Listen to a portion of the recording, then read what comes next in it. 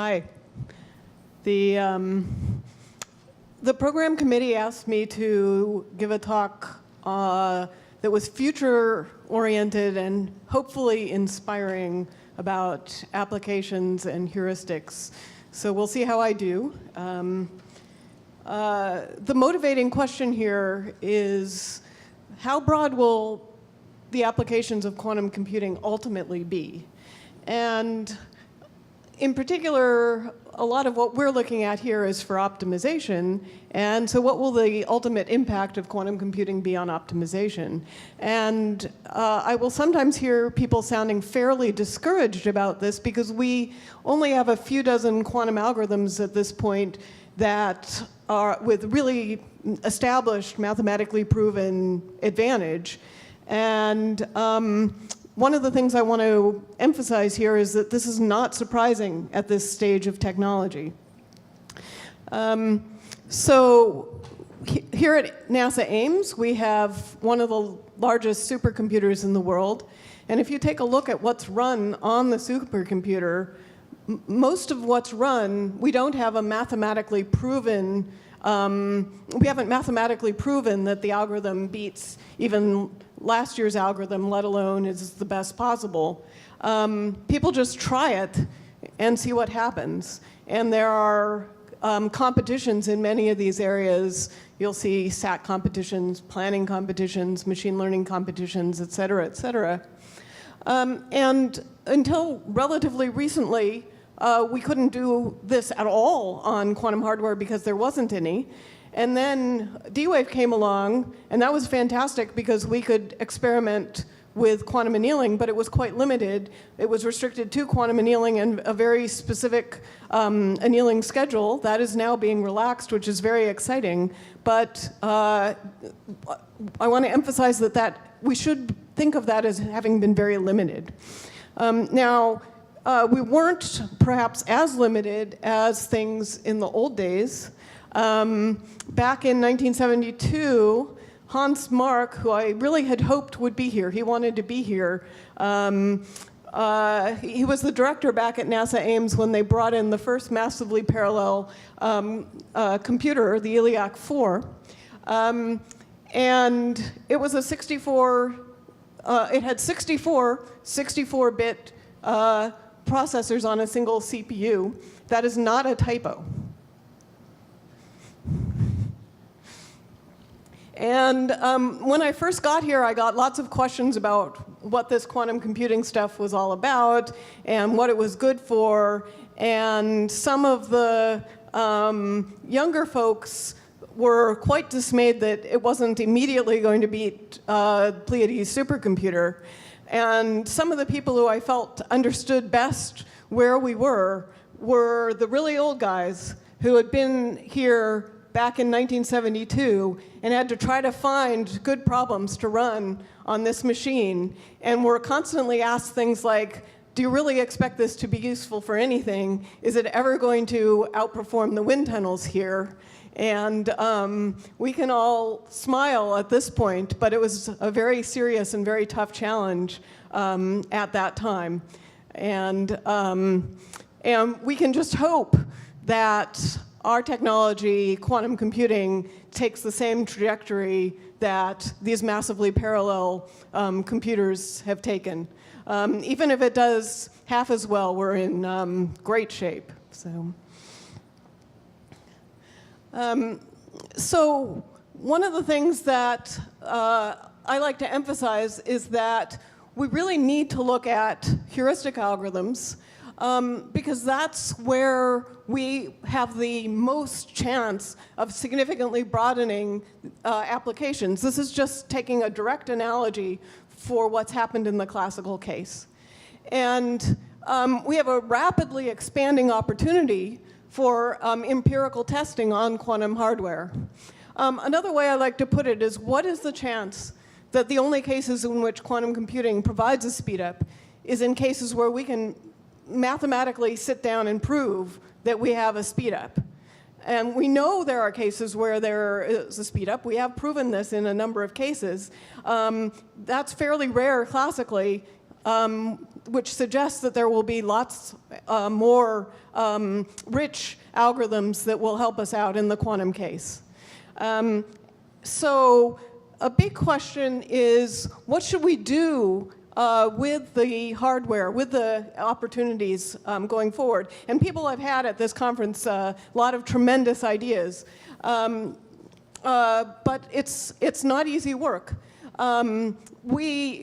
We have more advanced quantum annealers, which will give more flexible anneal schedules, higher connectivity, more groups working on building quantum annealers with yet more capabilities. And we also have gate model folks who are, that area will be undergoing a major change as the hardware becomes available, where empirical research will become more and more. That's already happened to some extent and will take off more. And one of the things I'd really like to plug to this community is that I think we're in very good shape, at least from a high-level view.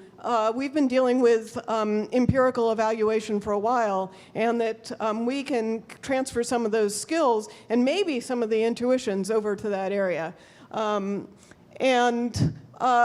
It's really exciting here to see that passing the quantum supremacy threshold will enable us to evaluate gate model heuristics beyond classical simulation. Okay. So I want to talk about connections between gate model and quantum annealing, adiabatic quantum computing. And I thank Yeet for giving a very nice example earlier that I had not yet fully absorbed. But I want to talk about each of these topics for a little bit. So parameter setting is a major challenge for the major algorithms that are proposed for being run on NISQ architectures. And variational algorithms are essentially iterated parameter setting algorithms. And parameter setting within QAOA algorithms is challenging. I'll explain the renaming shortly. Variations, there are a number of variations there with trade-offs in how many parameters you have. More parameters enable you to potentially have more expressiveness there, but at the expense of having harder parameter setting problems. And somehow on this slide, I had meant to put reference to the recent Barron Plateau paper that suggests that it can be quite tricky without an appropriate ansatz to figure out what these parameters should be, because you'll have large swaths of areas where there's no signal in terms of a gradient. You're just on a flat energy plane with very little to guide you as you, which means for many of the parameter setting techniques, you'll just wander around blindly for a while. And so one of our challenges will be to see how to get past that with ansatzes. So we can sit here and say, okay, well, that's gate model stuff. But as quantum annealers mature, this parameter setting will become more and more of a challenge. In some ways, D-Wave did us a lot of benefit in just setting the anneal schedule and not giving us much parameters to play with, because then we could just sit back and not worry about them. We could play with the anneal time. We could play with the ferromagnetic couplings for embedded problems or penalty weights for embedded problems, but there was a relatively small amount in terms of parameters to play with. Now we have a bit more with the pause feature and the offset feature, and also reverse annealing. But if you think of having really, really flexible anneal schedules, we have a major challenge here to figure out what we should be doing in terms of schedules. Now, in some sense, in some very abstract sense, this problem has been answered. So we know what the optimal anneal schedule is, but for many people in the field, it was a little bit surprising. As an example, if you're given a driver Hamiltonian and a Hamiltonian for your cost function, and you have your anneal schedule, which is determined by this function A of t, what is the optimal value of A of t at any point in time? And a fairly straightforward application of Pontryagin's minimization principle implies that generally the AFT should either be 1 or 0, its maximum or minimum value, at every point. And in this particular setting, you get exactly a QAOA algorithm out of this. Okay, so a few comments here. One is that while we know that's the optimal schedule, that the optimal schedule has that form, we don't know exactly what that schedule is, and it may be quite hard to find. When you put other restrictions in place on the schedule, then we don't know what it looks like. I was talking with Yu Chen earlier, and we were wondering whether maybe we should have a name for something that's between quantum annealing and gate model quantum computing, because on some architectures you can just do these two Hamiltonians, turn one on for a while, then turn it off, turn the other one on for a while, which doesn't feel like annealing, but is also not gate model because you're not reducing down to small gates. So anyway, throw that out there for everyone.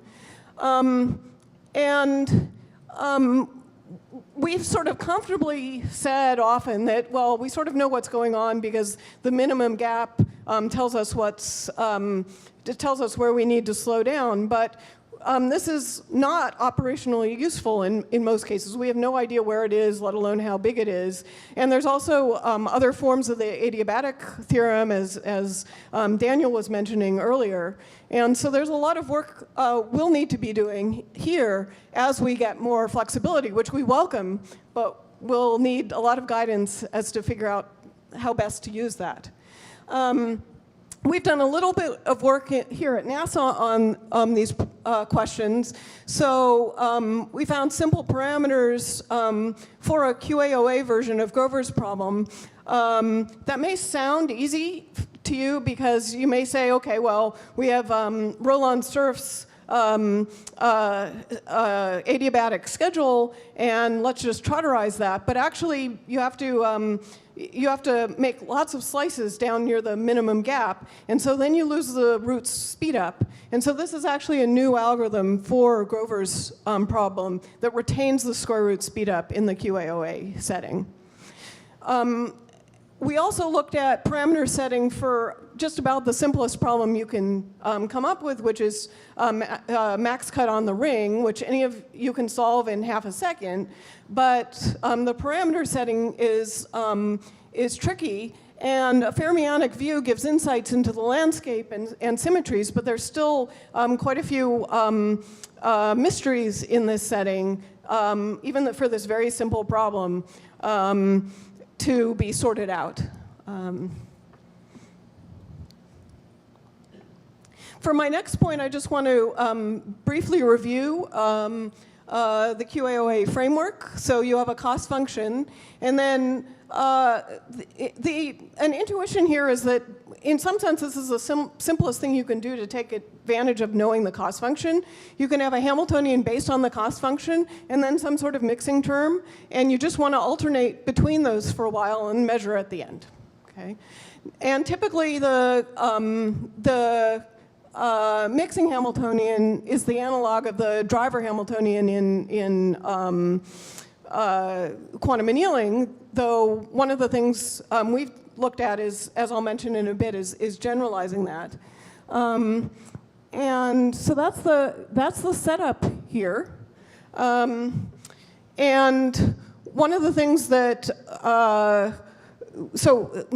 Fari and others initially called this the quantum approximate optimization algorithm, but then people started using it for exact optimization and for sampling. And when we tried to publish our Grover paper with QAOA in the title, they wanted an approximate optimization algorithm for Grover's Grover's problem, which really doesn't make much sense. So we thought about this a bit and came up with the quantum alternating operator ansatz to solve both a verbal problem and also to support a generalization. So many problems involve constraints. And when we've had to deal with constraints in quantum annealing, we've put them as penalty weights in the cost function because that's the only place where we have control. We have had control in the state-of-the-art quantum annealers. But there's good reason to think that you should just stay within that constrained subspace if you can. It still will be exponentially large, but it may be exponentially smaller than the full space. And so intuitively, you should have a better time searching if you stay within that. All prior work, except for a suggestive example in the original QAOA paper, used just the simple X mixture. But we've now looked at a variety of mixers, and as we were starting to do this, we realized that, Itai Hen and others had already looked at alternative driver setup within the adiabatic quantum computing setting. And so that's a nice tie. You can take mixers from one to the other when they're of this Hamiltonian form quite easily. We also generalized it so that instead of having a one-parameter family of which is the exponentiation of a single Hamiltonian, where we have a one-parameter family that's the exponential of a set of the product of a set of Hamiltonians, because that's sort of what's natural in the gate model, because you want to break it up into a single qubit and two qubit gates, and you don't want to trotterize when there's non-commuting terms because your depth blows up. So very quickly, that was the motivation for generalizing to this this one parameter family of more general mixers. We have a list of mappings for a variety of mixers, including XX plus YY mixers. And I'm not going to go in any detail through any of these. I want to talk a little bit about translating between AQC and gate model. We all know about the polynomial equivalence between the two, but note it's polynomially equivalent. And often in this area, we care about, a lot of things are hidden in big O notation in gate model work, and we really care about those constants. I mean, even a small change in some of those constants can make a difference between whether you can implement it on near-term hardware or not. We all know that fault tolerance does not directly translate. That's a big open question for us. Less well known, perhaps, but favorite difference in my mind is that we have that there's differences in security. So you have blind quantum computing protocols in gate model QC, but it's not known how to do this in adiabatic quantum computing. And I mentioned that it's tricky when you trotterize. You don't necessarily keep speedups, and that both AQC and gate model face some of the same common challenges. And I think a big open question is how much we can milk the connections between these two areas to help each other. We've looked at a variety of application problems here. NASA has one of the largest supercomputers in the world because we have really, really challenging computational problems. We've looked a lot at planning and scheduling problems, also in fault diagnosis. More recently, we've been looking at robust network design, particularly in aerospace applications. As the air traffic networks expand with much denser vehicle traffic, there's going to be major changes in how communications is done. And there's some optimization problems there. And of course, machine learning. Through USRA, through the program that Davide mentioned earlier, people have used the machine here for a large variety of problems. So there's a big need at NASA and out at a wide variety of companies for a wide variety of problems. So I'm hoping that people feel excited about contributing to this area, which is both practically important and very challenging scientifically, and feel optimistic about broadening of applications as we move forward. And with that, I'd just like to say we're hiring and would love to bring in. We have intern positions year-round, and also have some regular positions open. If you're interested, email any of us. And thank you.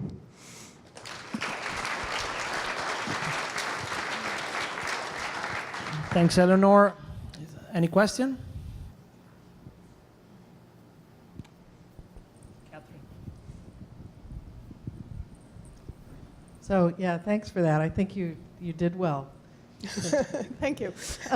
And I was thinking about your point about all these new parameters, and now you're going to have to optimize them. You're very welcome.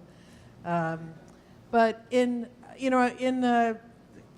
classical computing, in evaluating optimization heuristics, there's a sort of an assumption that the user in a practice is not going to spend more time optimizing their parameters than it takes to just solve the problem. Correct. And so one prizes the robust heuristics, the ones that aren't necessarily fastest for any particular input, but are robust, least bad over a collection of a variety of inputs. It's sort of a scope or breadth issue.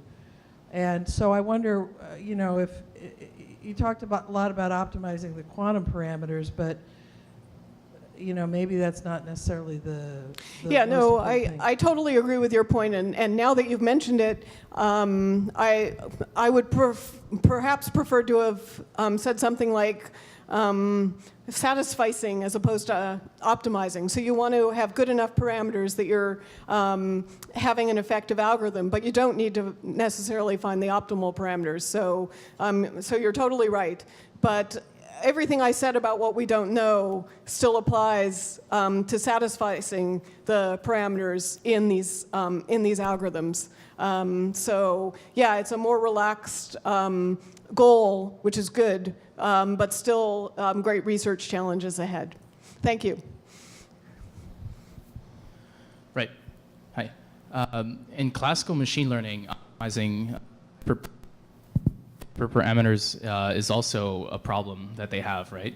Let's say how to tune the descent schedule for gradient descent. Correct. Yep. Right. And something we'll be presenting, well, I'll be presenting tomorrow, is how to use a form of QAOA with continuous quantum variables to optimize hyperparameters for QAOA itself, or deep learning on a quantum computer. So it's kind of a new avenue of research. It's kind of meta learning in a sense, and it's based on QAOA. So in a sense, you could use QAOA to enhance or solve QAOA itself, and you could keep going like this. But there's a trade-off as to how many levels of hyperparameter optimizations you could go. But yeah, I just wanted to mention it because it's relevant to your discussion today. Great. Yeah, sounds like it's exactly along the lines of things I was pushing people to do. So thank you.